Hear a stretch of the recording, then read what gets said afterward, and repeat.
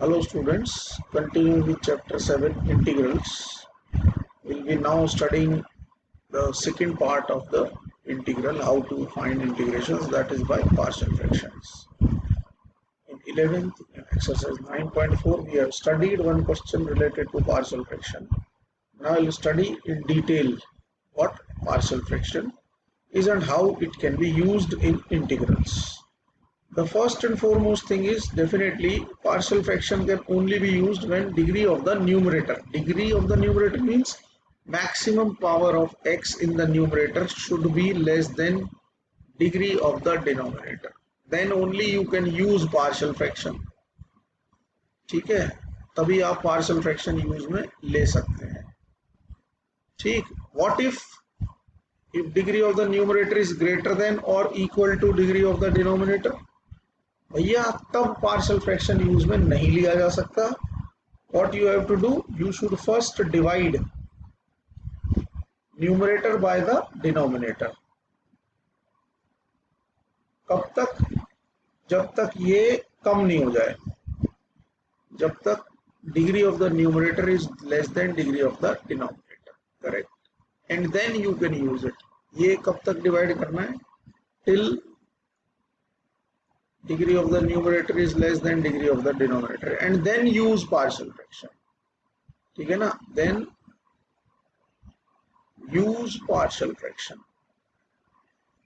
Okay, so this is the basic concept of for using partial fractions. ठीक.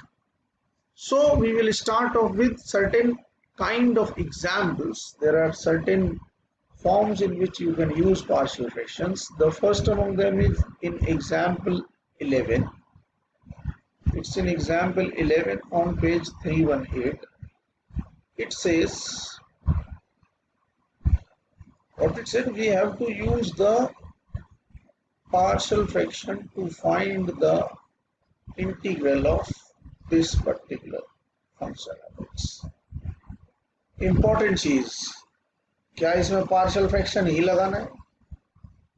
तो the answer is no. You can also use completion of square also. The answer in both the cases will be same. हम इसमें completion of square भी लगा सकते हैं. It's our choice.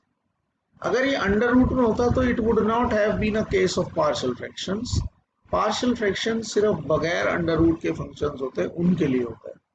अगर under root होता तो डेफिनेटली 0.4 एक्सरसाइज जो हमने पिछली वाली पढ़ी है उसके बेसिस पे हम कंप्लीशन ऑफ स्क्वायर के बेसिस पे लगाते. Now how to use partial fraction?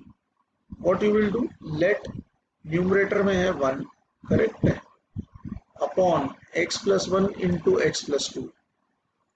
ठीक है, इसको लेट कर देना है. सिंस डिनोमिनेटर में दो लीनियर फंक्शंस हैं, that is why there will be a constant over here upon x plus 1 plus b upon x plus 2. Now what we have to do, anyhow we have to find the value of a and b. So क्या करेंगे, अपन ले लेंगे भैया LCM. We will take LCM. ये हो गया x plus 1 into x plus 2. By default the LCM will be the same as it is on the left hand side. Different आ गया तो क्या करेंगे, कुछ नहीं बेटा, आप गलत कर दो. a into x plus 2 plus b into x plus 1, correct है. Denominator get cancelled. What is left is 1 is equals to a into x plus 2 plus b into x plus 1. Now there are two methods through which you can solve this. One is randomly put the values of x to make any of these values 0. जैसे x की value हम क्या put करें, put x is equals to -1. उससे क्या होगा, left hand side तो 1 ही रहेगी, राइट हैंड साइड में आ जाएगा a plus 0. That means value of a आ गई अपने पास 1, करेक्ट है. Similarly if we put x is equals to -2, left hand side will be 1, right hand side will be -b. ये तो 0 हो जाएगा ना, which implies b की वैल्यू आ गई -1, करेक्ट है. बॉक्स में ये डालने से ही होता है, आपको भी पता रहता है कि आपने क्या वैल्यूज a और b की निकाली है, और examiner also knows that. Therefore, integral of dx upon x plus 1 into x plus 2 correct है। यहाँ पे वैल्यू पुट कर देते हैं। यहाँ पे a की वैल्यू तो है 1 अपॉन एक्स प्लस 1 और b की वैल्यू है -1 अपॉन एक्स प्लस 2। ठीक है जी, integral dx done. Now it can be solve easily. 1 upon x plus 1 का इंटीग्रल होता है log x plus 1,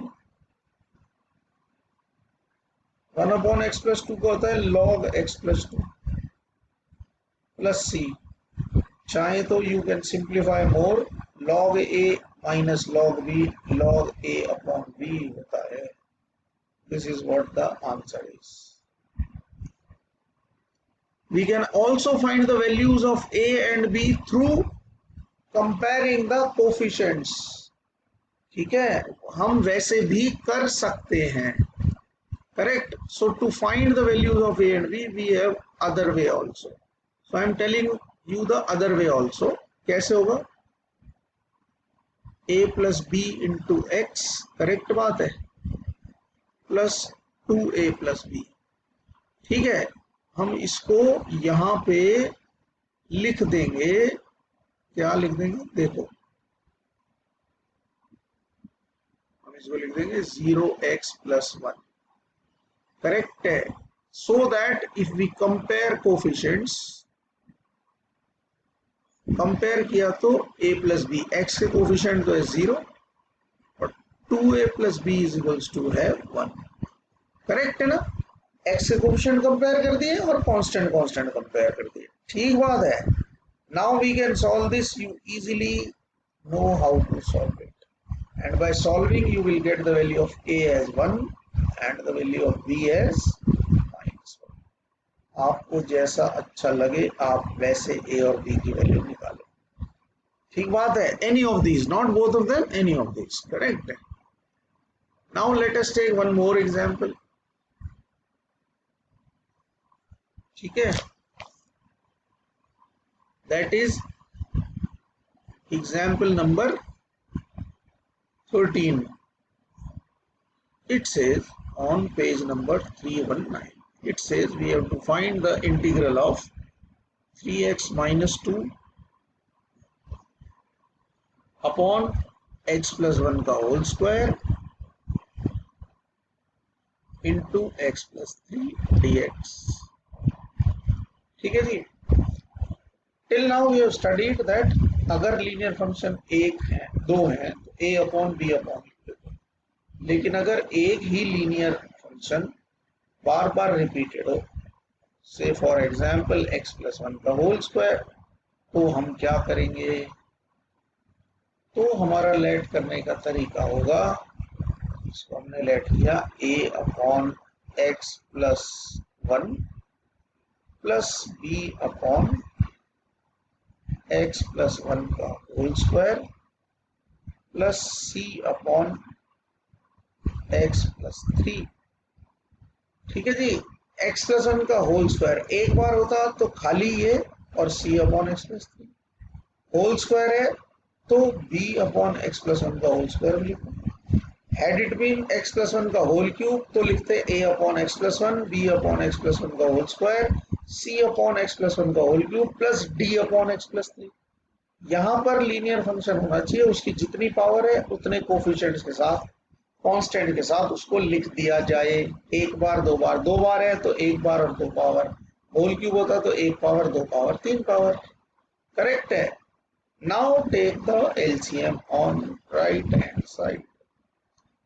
right hand side में एलसीएम ले लीजिए।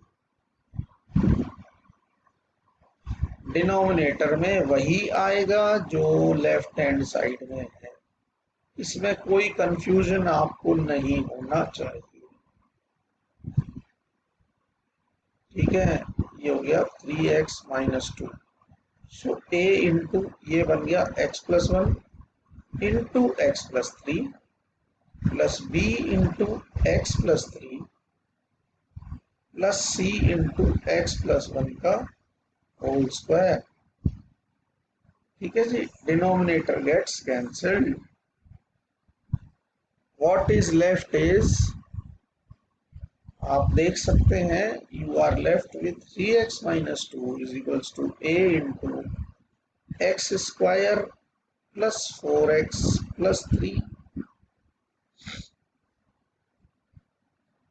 Plus b into x plus 3 plus c into x plus 1 का whole square.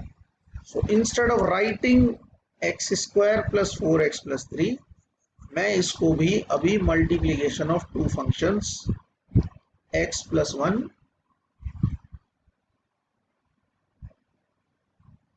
into x plus 3 लिख रहा हूँ और randomly अपन values put करेंगे so that something becomes 0, x की value -1 put करने पर ये और ये 0 हो जाता है, यहाँ हो गया -3 - 2 is equals to b into -1 plus 3. So b की वैल्यू हमारे पास आ गई -5/2. बॉक्स में बंद कर दीजिए.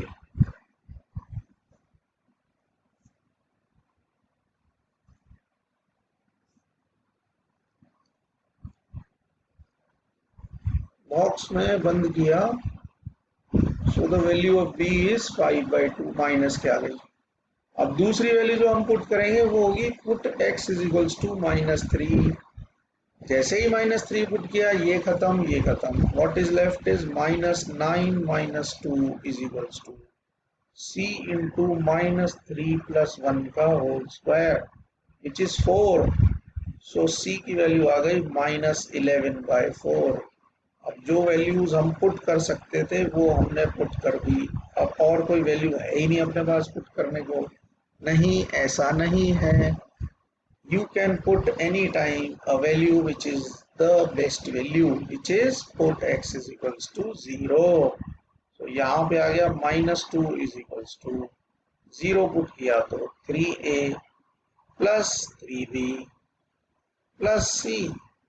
So value of 3a will be -2 minus 3b minus c, which is -2 plus 15/2 plus 11/4.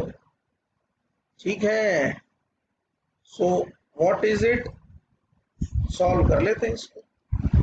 ये आ गया जी -8 plus 30 plus 11. So value of a also is 11/4 if you solve it. So what we have got? We have got the values of a, b and c. Now what we will do?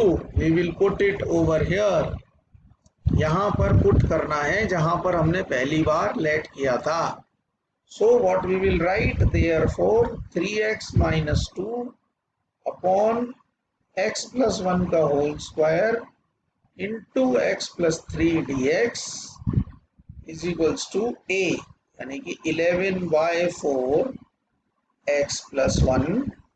b की value कितनी है? -5/2 x plus 1 का whole square और c की value है -11/4 into x plus 3. इनका integral करना है. अपन इनका इंटीग्रल अलग अलग भी कर सकते हैं. You can easily do that. That is 11/4 log x plus 1. इसका इंटीग्रल होगा n x की पावर x की power n plus 1 which is x की power -1 upon -1 -11/4 log x plus 3 plus c. 11/4 common है फर्स्ट और थर्ड में से. So you get log x plus 1 upon x plus 3 since log a minus log b is equals to log a plus b. ये तो ये हो गया. Minus minus हो गए +5/2 into x plus 1 plus c is the answer. So students, you can see that partial fraction के through अगर कोई लीनियर फंक्शन रिपीटेड है तो this is how you can solve it. We have other methods also which I will be continuing in the next video. Thank you. Have a good day.